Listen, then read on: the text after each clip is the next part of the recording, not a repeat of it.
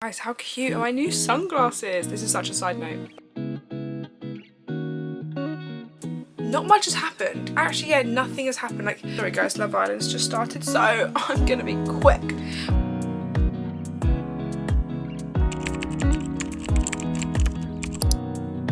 Hello everyone, welcome or welcome back. So for today's video, we of course are entering the Summerween vibes, and I actually have already filmed this video. I'm just coming in to give it a really small intro because I do kind of intro it, but I didn't properly intro it. So this video we're going to be reading Summerween books. I'll take you through my Summerween TBR at the very start, and you'll see what 3 spooky, creepy, Summerween thrillery books I picked. And let me tell you, I had a great time. I hope you enjoy, and thank you for watching. Guys, how cute are my new sunglasses? This is such a side note, but I got my first ever like non-bookish PR. So yeah, I'm working with Famu, I think that's how you pronounce it. How cute is this box? How cute are these sunglasses? I'm obsessed. Anyway, that doesn't really fit with today's vibe because we are doing Summerween, finally. All I've seen on my like For You page the last few weeks is everyone doing Summerween. So yeah, I'm absolutely jumping on board, and I actually did some Summerween book purchasing because I've just seen a lot of people recommending certain books. I have a few spooky books on my physical TBR currently, but not a lot.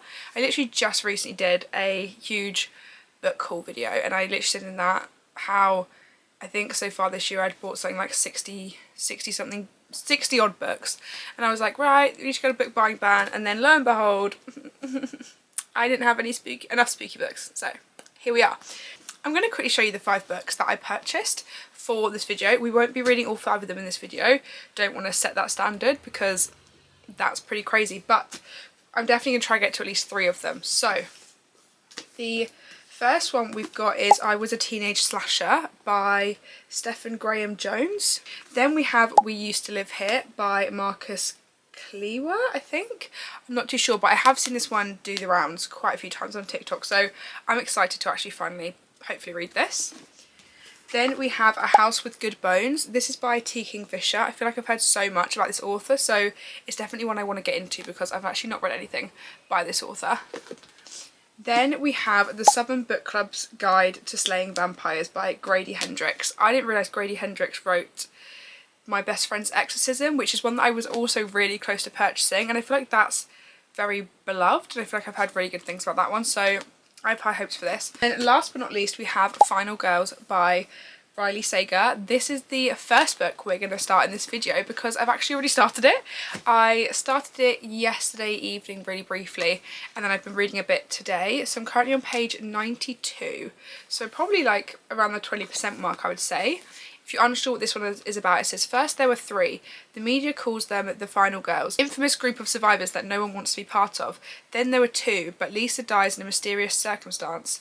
Sam shows up unannounced and angry. Can there only ever be one? All Quincy knows is one thing: she is next. So I feel like it doesn't really tell you much, but again, there's 3 girls: Lisa, Quincy and Sam. You're pretty much in Quincy's point of view majority of the book. Well, you are so far. All 3 of them are survivors from massacres, and they've basically been labelled by the press and the public as the Final Girls because obviously the final girls left over. They've been sort of like chased and spoken about and had lots of attention. Quincy is trying to like remove herself from that. She doesn't really talk to press. She basically says that like that doesn't define her. She doesn't want to be known as a survivor or a victim. She just wants to be like completely that whole thing removed from her life because she's like, I've moved on, I don't want to keep going over it. Lisa, who we've found out has recently died under certain circumstances, she was quite opposite. She was quite open with the public. She did a lot of interviews. She also wrote a book. And then Sam is like the complete opposite end of Lisa, and she never spoke to anyone. She basically disappeared, went off the face of the earth. No one saw her face. So like no one actually knows what she looks like. She's kind of like this mysterious final girl. Anyway, that kind of like sums up the plot the best way, I think. Hopefully that makes a little bit of sense. I just want to get into the spooky vibes. I mean, it's sunny outside, but I'm like, nope. In my head, there's orange leaves on the floor, on the ground, and it's spooky and it's eerie. So I'm going to put on some like spooky ambiance, and I'm going to read this book and keep you guys updated.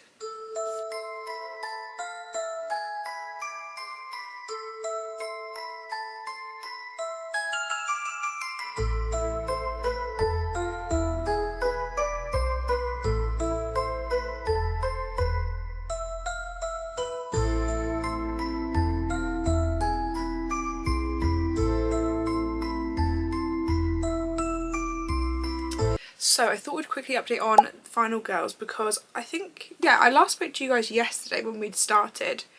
I think we're like 100 pages in. I'm actually now 224 pages in, so we literally have this much left of the book. It's currently 5:20 on Tuesday. I feel like I want to try and finish this today because I've got really conflicted feelings on this. I'm flying through it, but I'm not loving it. I feel like I'm flying through it because I'm just waiting for something to actually happen. I feel like not much has happened. Actually, yeah, nothing has happened. Like, a few odd things have happened plot-wise, but my favourite thing in a thriller is like a twist and things that I'm not expecting to be like, wow, oh my god, what is going on? I did not expect this is crazy. But like, that's not happened. I will say certain things, I feel like all I'm saying is the word happened right now, but I feel like the plot has developed and certain things have cropped up, but it's nothing that's that crazy. I feel like it's all very like, yeah, makes sense. They're a bit weird, yeah, kind of gathered. Oh, they're lying, yeah, I thought they were. Like, if that makes any sense. It's nothing groundbreaking. So I really hope the end of this throws me off. I really hope something crazy happens because as much as I'm flying through it and I'm not having a bad time, I wouldn't say I'm having the best time. Anyway, I'm gonna go finish this book, so I will catch up with you guys once we finished our first Summerween spooky book.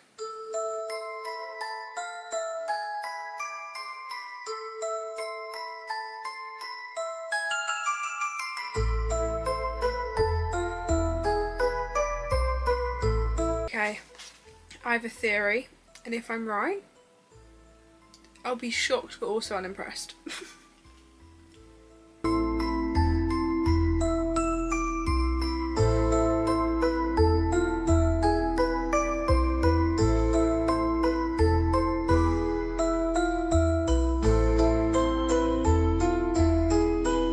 Okay, what I thought was going to happen, it has happened.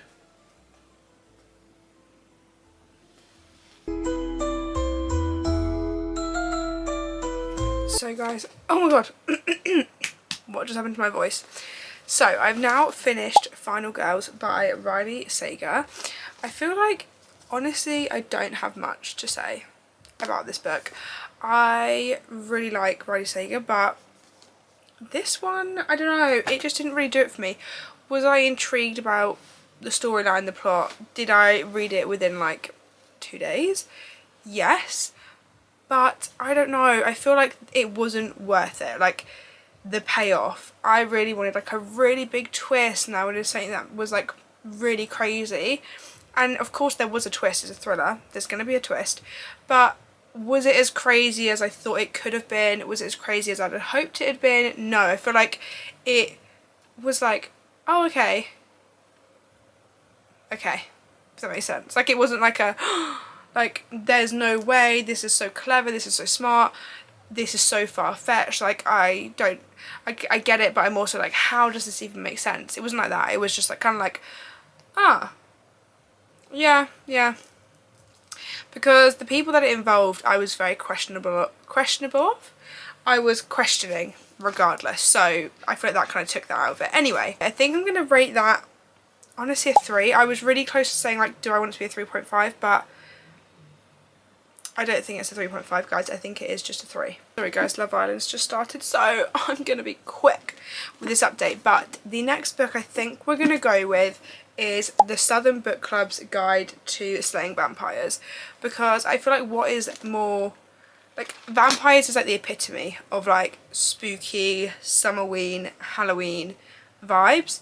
I also haven't read a vampire book in probably over a year, which I feel like is criminal, because as a beloved Vampire Diaries girly, I love everything to do with the vampires. So I don't know how I've not read more vampire books. Maybe this is a sign that I need to read more. But yeah, I feel like this one's really intriguing to me. I'll quickly read you the synopsis if you're unaware. It says, Patricia Campbell's life has never felt smaller. Her husband is a workaholic, her teenage kids have their own lives, her senile mother-in-law needs constant care, and she's just always a step behind on her endless to-do list. The only thing keeping her sane is her book club, a close-knit group of Charleston women united by their love of true crime. Then James Harris walks into her life during the summer of 1993. He makes her feel things she hasn't felt in years, but when children on the other side of town go missing, Patricia wonders if he's connected. Is he a Brad Pitt, a Bundy, or something much worse? So overall, I just feel like this sounds really intriguing. I've heard good things, and also it's just such a stunning book. Like, anyway, I'm going to go watch Love Island. I'm probably not going to start this tonight, but I will keep you guys updated as I read it, but I need to lock in right now. So I thought we'd quickly update on the Southern Book Club's guide to slaying vampires. That is a mouthful and a half, because I am now I think I'm about like 20% into this one. So I feel like this is a good time to check in and let you guys know my thoughts. To be honest, I don't really have many.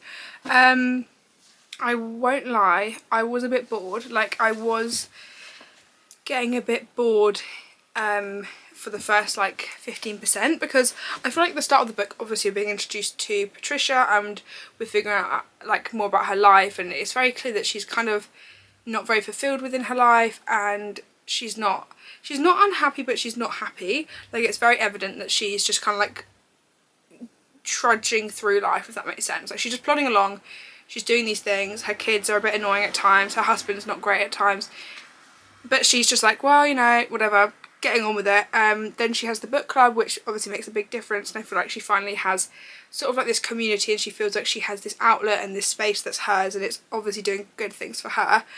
But I just felt like the first 60-70 pages were just a bit dull. Like, we just got a lot of background on Patricia, but I just wasn't that intrigued. Like, I don't know, I mean this in the nicest way, I just didn't really care. I was like, okay, well, I want to care, but I'm just not feeling that connection. I'm not caring enough about Patricia and everything. And then we finally, I think at just before 100 pages, we finally got the neighbour enter the chat, I guess. As it said when I read the like premise of the book, obviously there's a neighbour that comes along, he's handsome, he's mysterious, but then all these weird things happen. I think it's very clear that he's probably a vampire, and there's like these weird things happening, and he doesn't like going out into the daylight, and there's all these like signs that point to him. Sorry if you can hear the cars going past. Point to him probably most definitely being a vampire. If he's not a vampire, I will be shocked, because everything is like looking that way. Also, I feel like that's obviously not a spoiler or something that would be shocking, because it's kind of like in this premise, in the synopsis, and the title of the book is called Slaying. Wait, what is the title of the book again? Oh, To Slaying Vampires. So it's right there in bold. So I feel like we're now.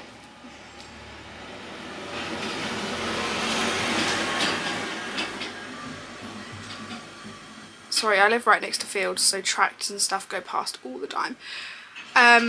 It doesn't help that my window's open, so I'm going to quickly rapid fire. But now that he's entered the chat, and I feel like, you know, the story is now lifting, I feel like I'm definitely more intrigued. But yeah, for the first part I was struggling a little bit, and I'm a bit annoyed, because I did think I would be really immersed and obsessed from day dot. I don't know where I got that impression from, but I feel like I've had a lot of people rave about this book. And I just had high hopes, which, you know, I'm only 20% in. That doesn't mean that the rest of the 80% of the book isn't going to be phenomenal and won't be a 5-star. You never fucking know. But right now I was just a bit like, it's not really motivating me to read. It's not really like got my attention. But as I said, now that I think we're getting into the thick of the plot, I feel like we have more potential. Also,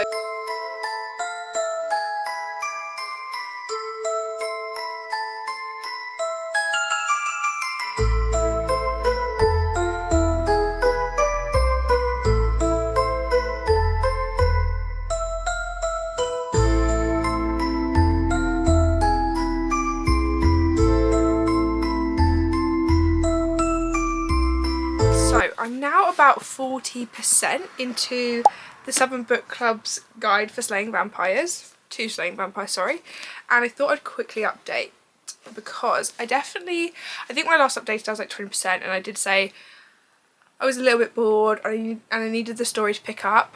The story has definitely picked up and I'm a lot more intrigued, like a lot more has happened.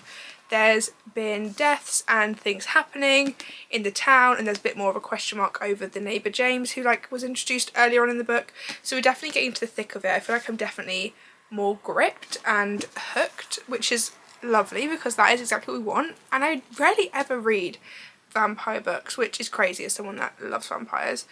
An avid fan of Vampire Diaries. I love that show. So it's also making me realise that I definitely want to read more vampire books. So it says on my Kindle, because I've actually been reading it majority on my Kindle, because I've got, hold on, 3 hours and 48 minutes left.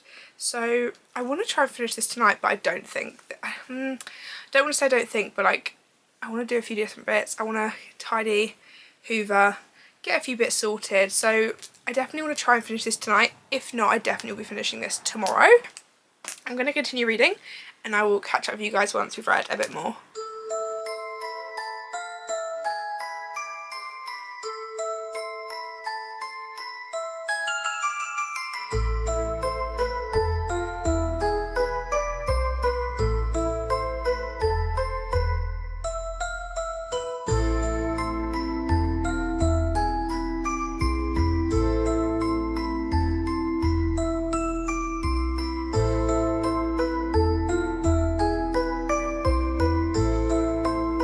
So I thought we would quickly check in before I finish. I feel like every time I forget the name of this. The Southern Book Club's Guide to Slaying Vampires, because I'm now like 85% in. We literally only have this much left. Oh my god guys, I think I updated yesterday and I was saying that it was really picking up. I could not put this book down yesterday. Like all I wanted to do was binge read it. I was in two minds. I was like, do I just go to bed literally at like 2 AM to finish this book, or do I be sensible and sleep and then read it in the morning? Obviously we've gone for the sensible option because I was really tired, but I will definitely be finishing this book today and I'm so excited. I feel like so much is going on.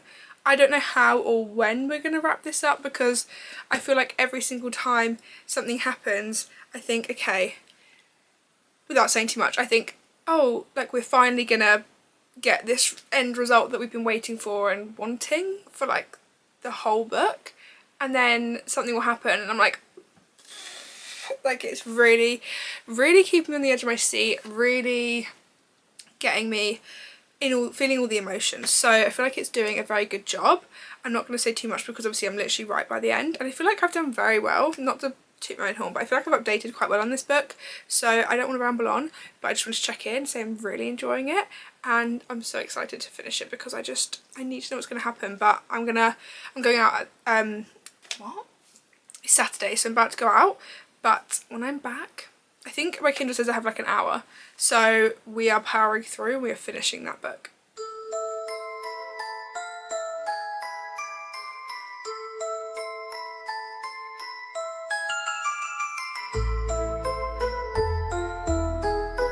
So we have now finished the Southern Book Club's Guide to Slaying Vampires.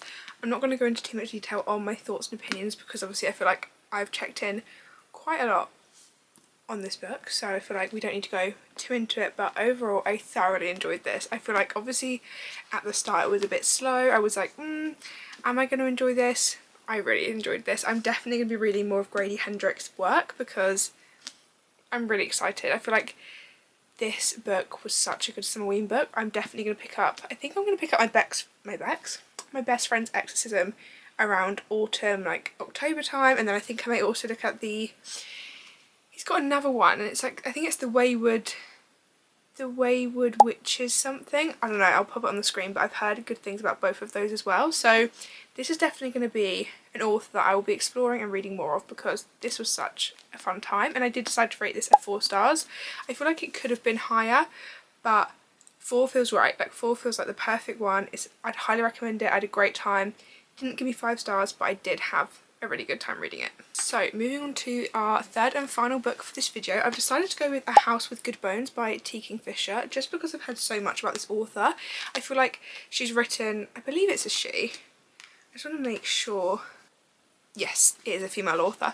So she's written loads of like horror, fantasy, loads of different vibes I believe, but all I've heard is really good things about the author in general and a lot of her work, and I feel like I've heard good things about this one, so I really want to pick it up. It's also a little bit shorter, I think it's just over 300 pages, and it sounds perfect for like the spooky vibes. I feel like this one may potentially be the most spooky and horror-esque book out of the the two that I've read so far, so I'm really excited for this one.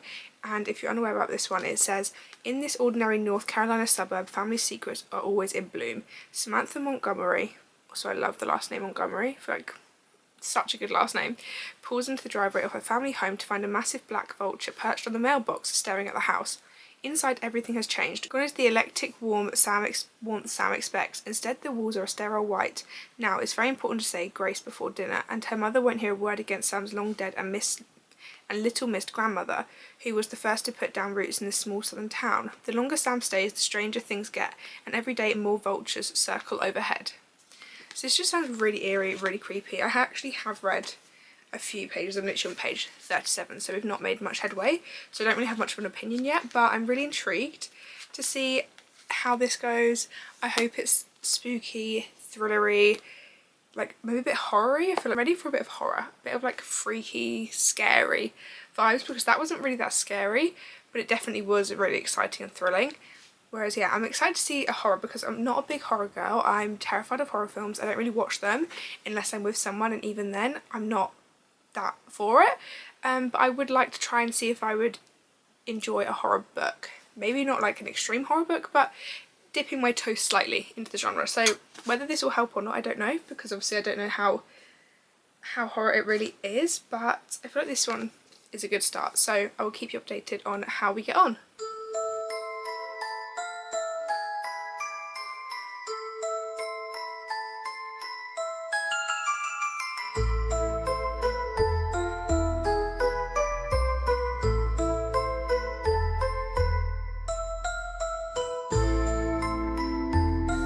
So I thought we'd update on A House with Good Bones because I think I started this yesterday and I'm actually about 40% into the book, so I feel like it's a good point to kind of check in. I feel like my thoughts on this are really kind of a bit everywhere. I don't know how I feel about it. I don't know how I feel with the male character we're following.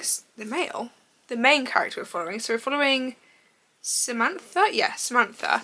And I feel like we're in first person point of view, and I feel like that's great, and I definitely feel connected to her because we get a lot of her inner monologue, but I don't know why, I'm not obsessed with her. I feel like I don't know, I feel like it's a really difficult one to explain because I feel like being in her head has helped a lot, but I also feel like we don't know much at all in the same way. Like, she's just come back home, her mum's acting really odd, weird things are happening, like she got out of bed the other day and there were ladybugs all over the ground, like a swarm of them, and I'm talking like thousands, all over her bed, all over the floor at like 2 AM, and her mum had to clean it up. And her mum's acting very suspicious. I feel like there's definitely something going on with the house because things are just like really weird, but it's not a creepy weird, it's just kind of like a odd weird, like there's no bugs in the garden. Her mum's like, she'll say something like, oh, basically her grandma who used to live in the house before them, she used to always call this lady down the road a witch. They never got on, she always said that she was a witch, and then when Samantha comes home she brings it up, she's like, oh, like that's so and so the witch, and her mum's like, oh, don't say that, like where have you got that from, like don't call her that or something. And Samantha's like, well, you know, Nan used to call her a witch all the time, and her mum's like, oh, I don't remember that. And it's so then Samantha's in this point of like, is my mum, has she got dementia, is something going on, is she like unwell? And her mum's like goes away out of town for a bit, and then she actually really like, she's constantly checking in with Samantha, like, are you okay, has anything happened, do you need me to come back?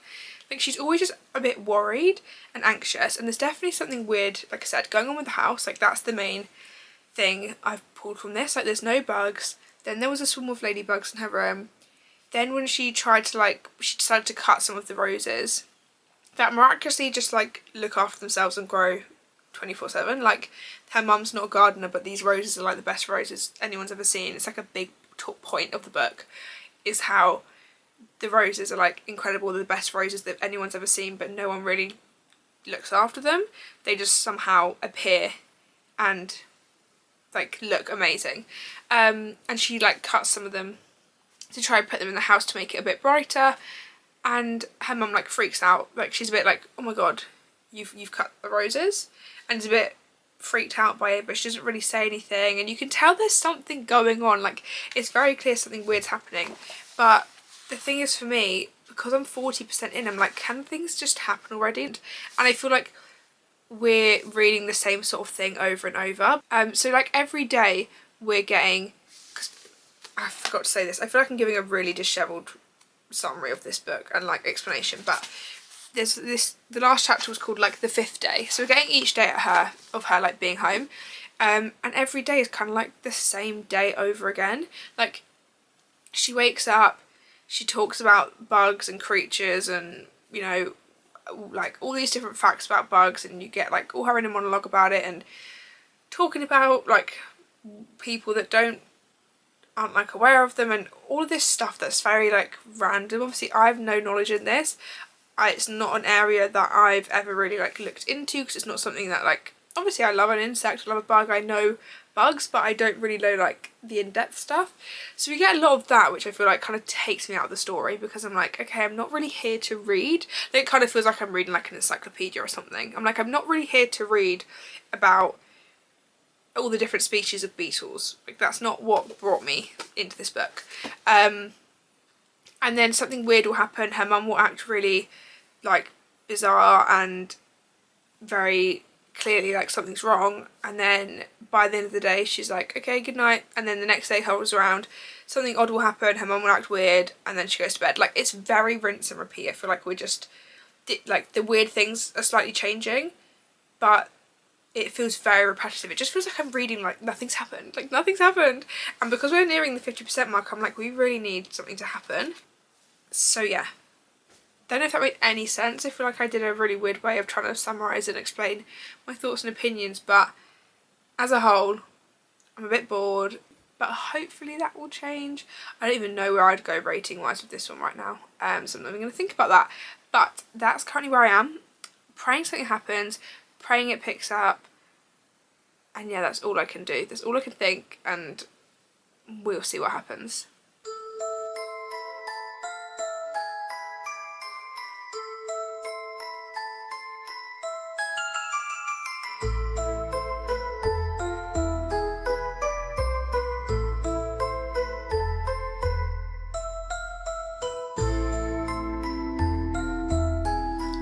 So I thought I'd quickly update, because I have now finished A House with Good Bones. I finished this last night, I think, after I checked in. When did I check in? I think I was like 40% or something. I don't feel like I checked in as often, because this is quite a short book and I kind of just wanted to get it finished. So I have conflicting opinions on this book, because sadly it just didn't hit as much as I thought. I really thought this would potentially be like a 4-star, maybe like a 4.5. I don't know where I got that from. I just really liked the premise. I thought it was going to be really exciting and good. I actually decided to rate this one a 2, because honestly it just felt very slow for me. I feel like the pacing was very, very off. I honestly feel like we didn't get any action or like resolution until about this part of the book, and I'm like, why have I had to go through all this? And I did mention it felt very repetitive at certain points, and I just, yeah, it didn't quite sit for me. But I'm going to quickly read you out my review, because I feel like this summarises it quite well. But I said, sadly this one just kind of bored me. I felt like the story didn't really pick up until around the 70% mark, and even then it seemed like everything was crammed into the ending. A lot of the big reveals also weren't that shocking, because they'd basically been hinted at throughout the entire book. I also found Sam, our main character, incredibly naive. Every time something was staring her in the face, she'd find some excuse to explain it away. And don't even get me started on the bug descriptions, there were just too many. Sam's weight was also brought up multiple times and I honestly didn't see the point. We were reminded she was fat over and over again, yet it had no real impact on the plot or her character arc. Her inner monologue became quite insufferable at times and just didn't work for me. Overall, this one just wasn't it for me and I probably wouldn't recommend it. And I still stand by that. The weight thing really annoyed me, I'm not gonna lie, because I just didn't see the point. Like, it felt like every other page, not every page, every other chapter, sorry, we were bringing up that, oh, I'm fat, or, oh, so-and-so's calling me this because I'm fat, oh, like, my mum's so skinny and I'm fat. Like, it had no impact and it added zero to the plot. I understand if you in the initial part of the book when you're trying to explain the character to give descriptions and stuff, and that would have been fine if we just got like an overview of, you know, how she is, her appearance, like briefly at the start, but it went through the whole book. And there were also points where she would kind of like talk to the fourth wall, like it was like one of those weird like kind of bad sitcom vibes where they'd say something that looked like the fourth wall or the camera and be like, but they didn't say something that funny. Like, it wasn't like, oh my god, she's really funny. It was kind of just like, like, ha, if that makes sense. It just really wasn't for me, unfortunately. But do you know what? Sorry, my phone was on, not phone, my Kindle was on and it was annoying me. Do you know what? It was fine. I read it over like 2-3 days, so I managed to fly through it. The ending, as I said in my review, like, none of the ending really threw me. Some parts of it did, but I feel like it all kind of made sense based on like what we'd been told throughout the book, so it wasn't like a what kind of thing. So yeah, probably wouldn't recommend that one, but I would recommend the Southern Book Club's Guide to Slaying Vampires, because that one I loved and I'm really glad we read that together because I had such a good time with it. So all of that being said, that is the end of today's video. Thank you so much for watching. Let me know if you're going to read any of these, or if you have read any of them, and any of your Summerween book recs, because I'm definitely in the full vibes.